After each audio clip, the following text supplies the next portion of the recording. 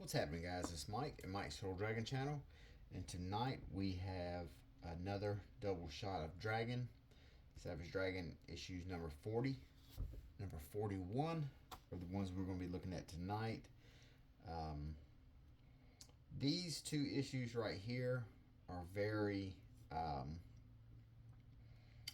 don't want to say placeholder, but these are kind of in the middle of a strange point in Dragon's life. Well, Dragon's life in general is incredibly strange, but these right here are the issues that come in between him quitting being a cop and him, as you see here on the cover, running his own um, superhero team. So these two issues right here are kind of in that middle ground of after him leaving the police force and before the superheroic stuff takes on, uh, takes off full speed or whatever.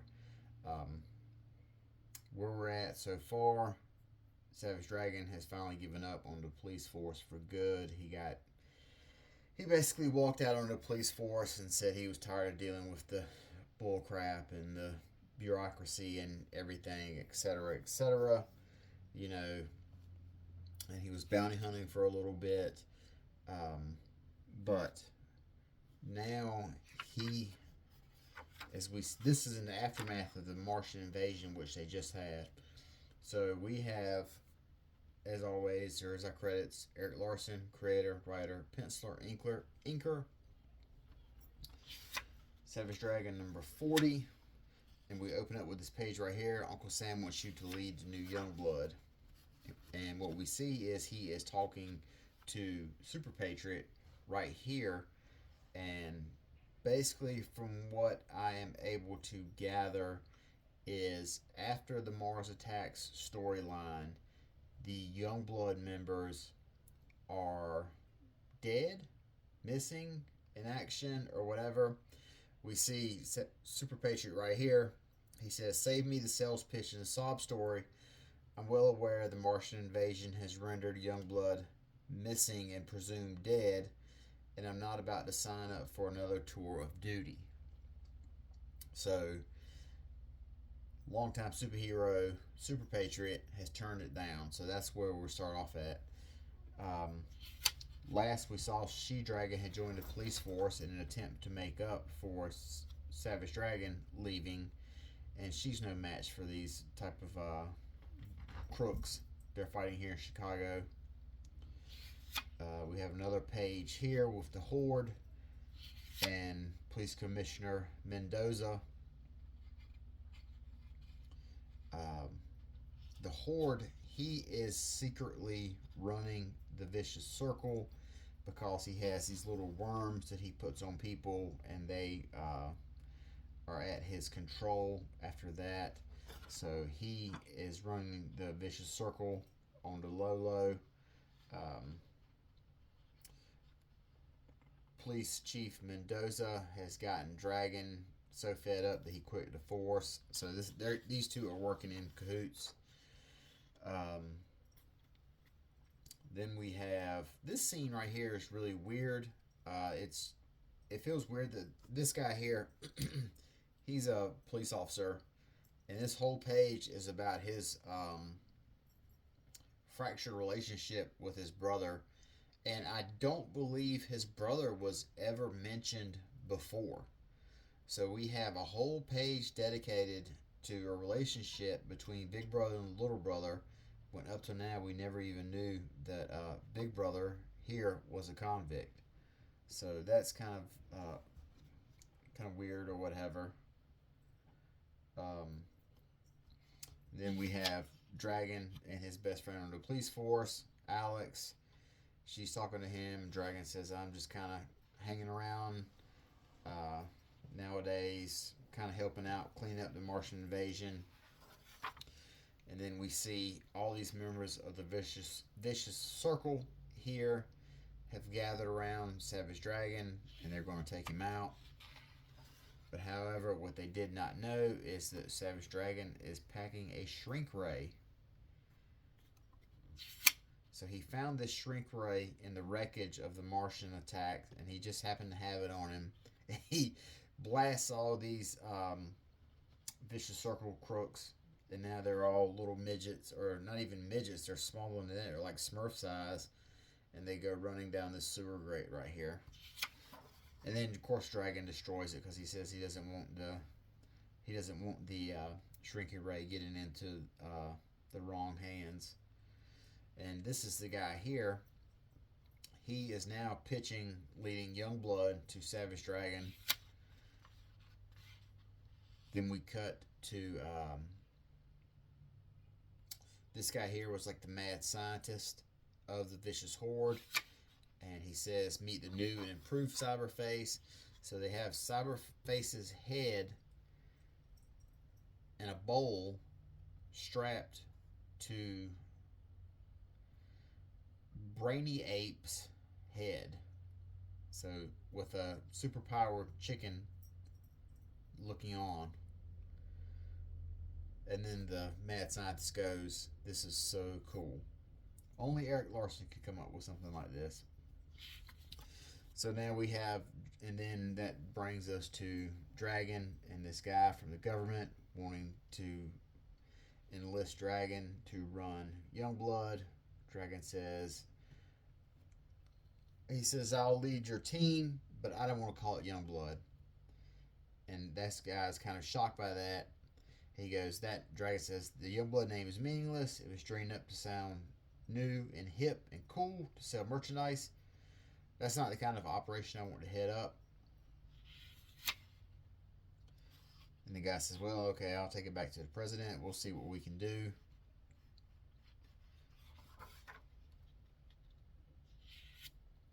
So this is more bureaucracy where another flunky right here is talking to Dragon about putting a team together. Meanwhile, we run into members of Freak Force right here. And Dragon basically shows up and he pitches these guys from Freak Force coming to work with his team. He makes the same pitch here to these underground freaks. These are the ones that were homeless, living below ground, and basically good guys or whatever. He makes the same pitch here to the guy who was actually in the star costume. He kind of turns it down.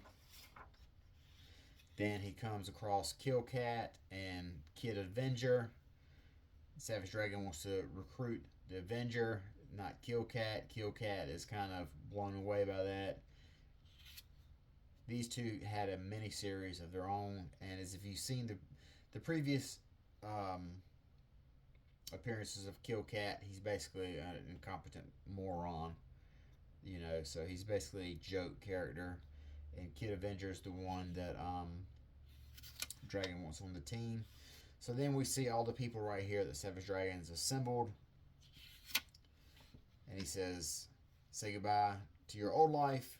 Hello to the new. The first members of the Special Operations Strike Force, the SOS. Dragon says, so long, Chicago. I'll miss you.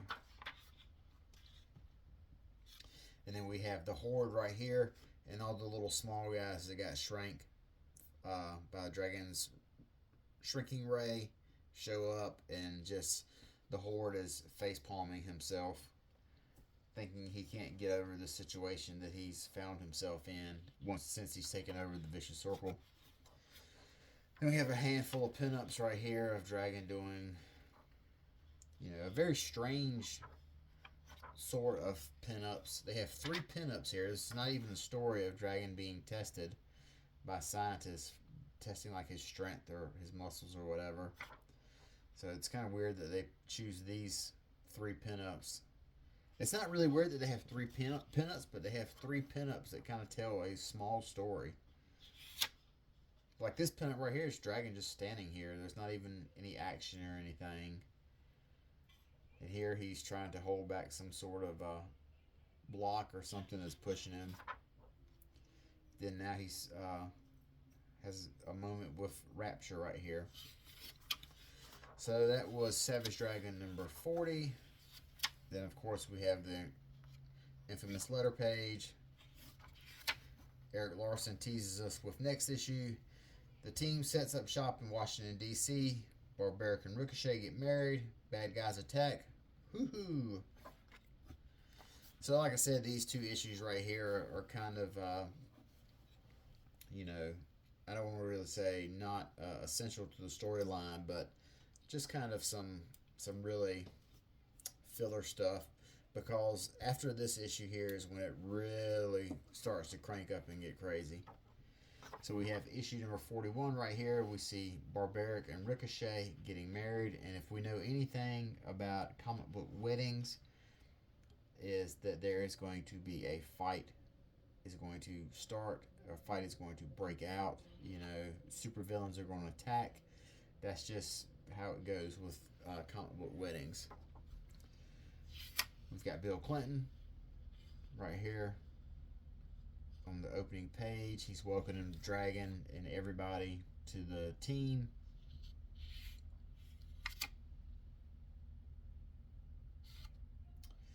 So basically, this issue is everyone's kind of showing up. This guy right here, he's like their PR man, and he tells Barbaric, he says, I can't merchandise a couple of kids having a baby out of wedlock. You need to ask Ricochet to marry you. Then he tells him to get a haircut because that style went out 5 years ago. So that is what leads to the wedding, is the PR man for this team wants Barbaric to get married because it looked better. Rapture shows up. She doesn't look like she's going to join the team, though. Then we see Barbaric make his proposal to Ricochet.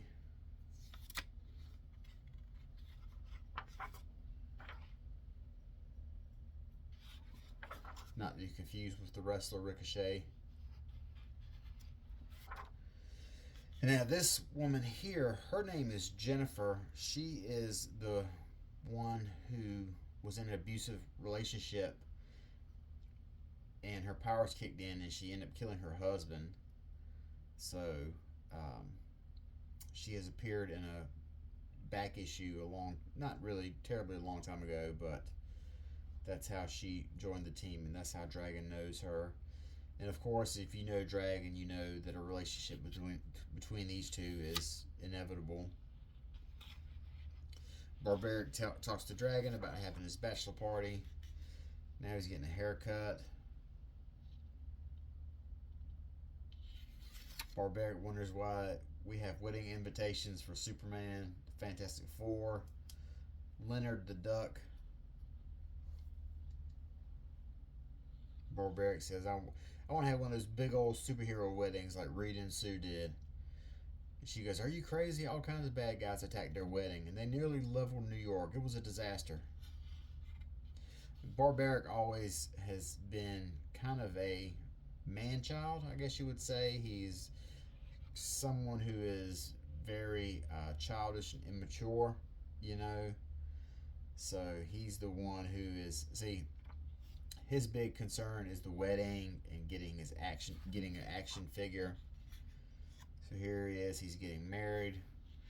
All the guests are starting to show up. And these are guests from, like you have Megaton Man right here, which is one of the comics where Savage Dragon first appeared in. DNA Agents, they were a title from Eclipse Comics, I believe. FemForce. I don't remember what label they were at, but it was all female team. We've got Vampirella and Hellboy, who he knows from a previous team up. You've got Wildcats. I don't remember what this guy's name is right here, but I know Joe Staton drew that comic book. So then we've got, who's that supposed to be? Elton John on the piano. and then what looks like Batman and Robin seated right there.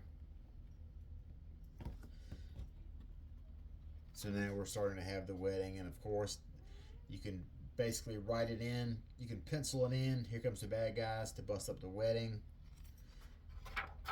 You have this pin-up right here of Savage Dragon and Rapture. In a very, neither one of them have any clothes on. So it's kind of a very erotic pin-up.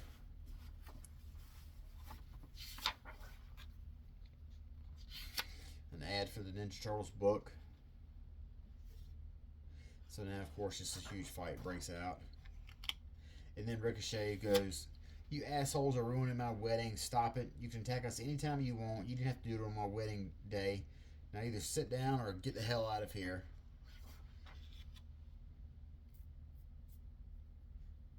And Monkey Man right here, he tells all the bad guys, "I'd do what she says if I were you."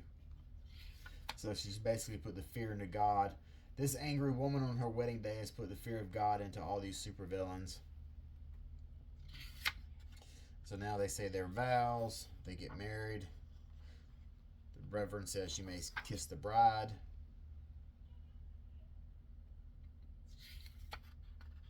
So we have a double page spread right here of the wedding and everyone being in attendance on the bride and the groom side.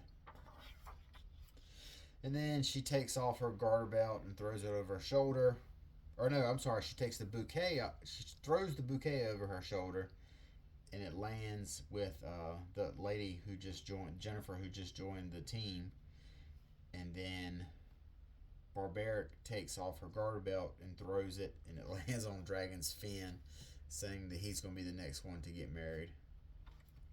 So, like I said, kind of two kind of really silly back-to-back issues.